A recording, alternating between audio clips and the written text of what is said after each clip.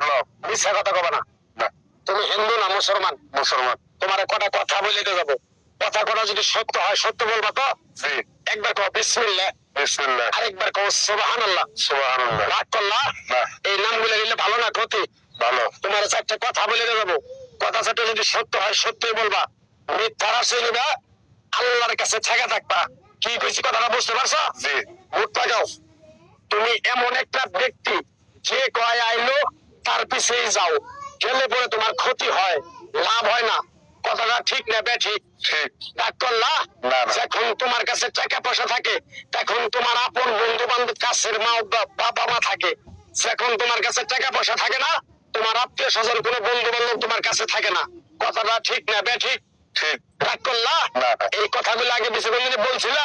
না। তুমি মানুষের পিছনে যায় হাজার হাজার টাকা পয়সা নষ্ট করো, তোমার পিছনে এসে কেউ 10টা টাকা ক্ষতি করে না।